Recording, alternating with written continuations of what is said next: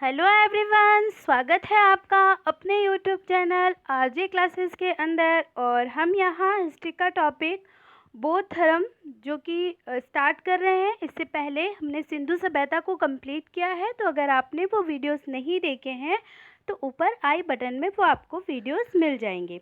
तो चलिए हम अपना टॉपिक स्टार्ट करते हैं। बौद्ध धर्म, देखिए बौद्ध धर्म के जो फाउंडर हैं वो है गौतम बुद्ध। याद रखिएगा, इनके जो संस्थापक जो है गौतम बुद्ध हैं इनके। और अगर हम बात करें बौद्ध धर्म के अंदर कि इनको क्या कहा जाता है, गौतम बुद्ध को तो लाइट ऑफ एशिया कहा जाता है। याद रखिएगा, इनका जो जन्म है वो क्षत्रिय ग्राम्य कुल में हुआ था, साम्य कुल के अंदर, और बचपन का नाम इनका सिद्धार्थ था। याद रखिएगा, बचपन का नाम पूछा जाता है तो गौतम बुद्ध के बचपन का नाम सिद्धार्थ था।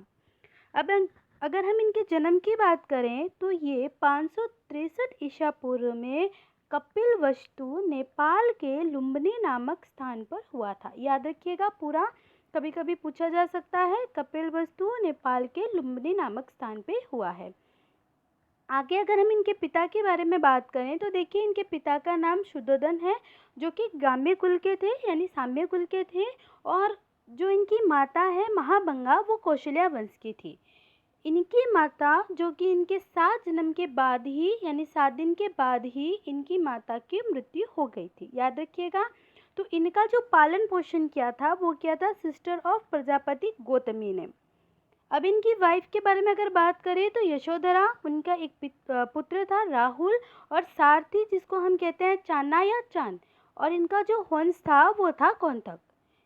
देखिए 29 वर्ष की आयु में उन्होंने ग्रहण त्याग कर दिया, यानी इस समय उन्होंने एक बार ये भ्रमण करने गए थे और उन्होंने वहाँ पर एक रोगी को, एक शव यात्रा को, एक सन्यासी को, ऐसे व्यक्तियों को देखा और उनका मन हुआ कि मुझे अब मतलब उनके मन के अंदर सन्यासी की भावना जाग गई और 29 वर्ष की आयु में उन्होंने ग्रह त्याग कर दिया।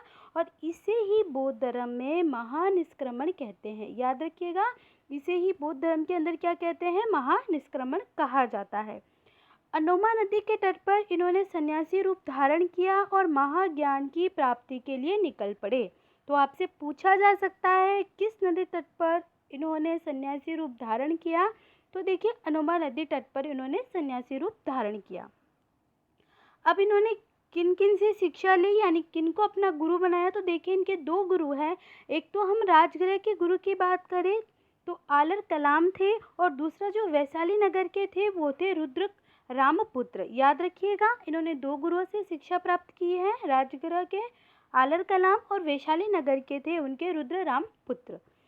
अब ये क्या है, गया पहुँचे और 6 वर्ष की तपस्या के बाद निहात हो गया में निरंजना नदी के तट पर महाज्ञान यानी निर्वाण की प्राप्ति हुई।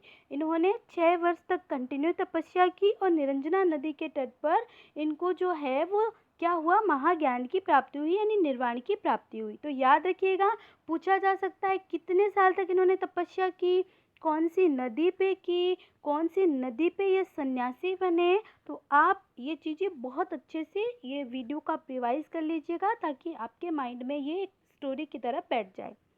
फिर देखिए आगे बात करें हम, महाज्ञान की प्राप्ति के बाद ये बुद्ध नाम से जाने गए। तो याद रखिएगा, इससे पहले इनका नाम सिद्धार्थ था, लेकिन महाज्ञान की जब इनको निर्वाण प्राप्त हो गया, ज्ञान प्राप्त हो गया निरंजन नदी के तट पर 6 वर्ष की तपस्या के बाद, तो अब इनका नाम सिद्धार्थ से बदलकर क्या हो गया, बुद्ध के नाम से ये जाने जाने लगे। अब हम बात करें तो देखिए बुद्ध ने अपना जो प्रथम उपदेश वो धर्म चक्र परिवर्तन यानी सारनाथ वाराणसी में दिया था। यहाँ पे आप ये ध्यान रखिएगा, धर्मचक्र परिवर्तन पूछा जाता है। महात्मा बुद्ध जी ने जहाँ पे तपस्या की थी यानी जहाँ पे 6 वर्ष तक तपस्या की थी, वहाँ पे पंचवर्गीय सन्यासी भिक्षु के साथ इन्होंने तपस्या की थी और भिक्षु को ही उन्होंने पहला उपदेश दिया था। याद रखिएगा, और जो ये उनका जो प्रथम उपदेश भिक्षु को पंचवर्गीय प्रथम जो भिक्षु सन्यासी को दिया गया उपदेश, वही धर्म चक्र परिवर्तन कहलाया और इन्होंने ये सारनाथ वाराणसी में दिया था। ये लाइन आप याद रखिएगा क्योंकि इससे संबंधित मैंने क्वेश्चंस बहुत एग्जाम्स में देखे हैं। तो आप प्लीज़ ये ध्यान रखिएगा कि धर्म चक्र परिवर्तन क्या है, उनका एक उपदेश है जो उन्होंने महापंचवर्गीय भिक्षु जो सन्यासी था उसको दिया था, और वो दिया था वाराणसी के अंदर। देखिए उसके बाद इन्होंने बौद्ध ग्रंथ की स्थापना सारनाथ में की। ये बहुत बड़ी चीज़ है कि उन्होंने बौद्ध ग्रंथ की स्थापना कहाँ की, किसके बाद की, धर्मचक्र परिवर्तन के बाद इन्होंने बौद्ध धर्म की स्थापना की, वो भी सारनाथ में की।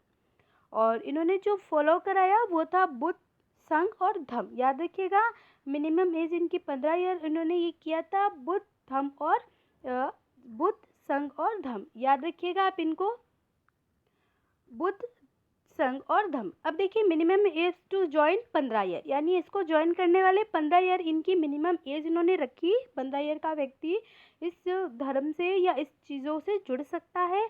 अब देखिए बौद्ध संघ की जो गणापूर्ति थी वो 20 सदस्यों की थी। 20 सदस्य, याद रखिएगा ये क्वेश्चंस भी पूछा गया है कि कितने सदस्यों की गणापूर्ति थी, तो 20 सदस्य थी। इनके जो शिष्य थे वो 2 थे, शूद्र थे दोनों ही, याद रखिएगा। एक थे तपस्सु और दूसरा मल्लुक या कल्किक।